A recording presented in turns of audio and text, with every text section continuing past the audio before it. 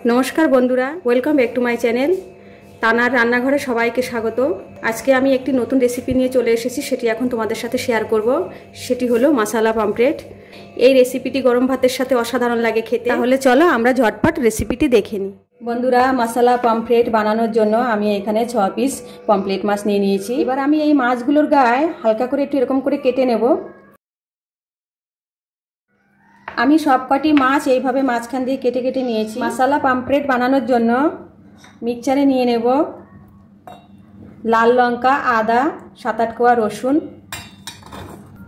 আর নিয়ে নেব 1 চামচ গোটা ধনে, আর নিয়ে নেব হাফ চামচ মৌরি, আর নিয়ে নেব 1 চামচ গোটা জিরে, আর নিয়ে নেব 1 চামচ পোস্ত, আর দিয়ে দেব সামান্য সাদা তেল দিয়ে এই মশলাগুলো এখন ভালোভাবে একটি স্মুথ পেস্ট করে নেব।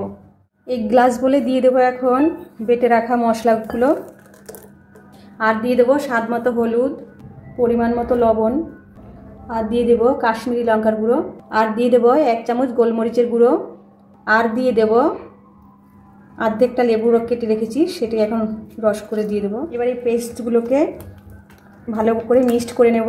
এবার আমি এক এক করে মাছগুলোতে মশলাগুলো এইভাবে মিশ্রণ করে নেব। বন্ধুরা তোমরা দেখতেই পাচ্ছ মাছগুলো আমি ভালোভাবে ম্যারিনেট করে নিয়েছি। এখন এইভাবে 5 মিনিট আমি ঢেকে রাখবো। বন্ধুরা আমি এখন ওভেনে প্যান বসিয়ে দিয়েছি। এবার আমি প্যানে তেল দিয়ে দেব। তেল গরম হয়ে গেছে। এবার আমি প্যানে এক এক করে মাছগুলো দিয়ে দেব। বন্ধুরা এক পাশ ভাজা হয়ে গেছে। এবার আমি মাছগুলো অপর পাশ উল্টে দেব।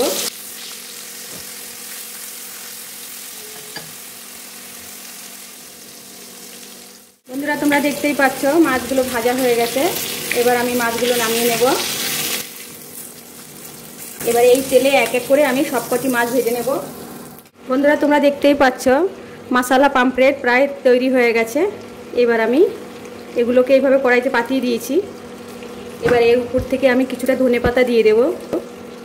বন্ধুরা আমার মশলা পমফ্রেট প্রায় তৈরি হয়ে গেছে। তোমরা দেখতেই পেয়েছো সম্পূর্ণ ভিডিওটি। তো তোমাদের কেমন লেগেছে সেটি আমাকে অবশ্যই কমেন্ট করে জানাবে।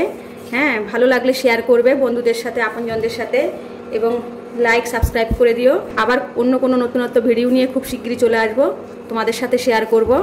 তাহলে আজকে এই পর্যন্ত। এতক্ষণ আমার ভিডিওটি দেখার জন্য তোমাদের সবাইকে ধন্যবাদ।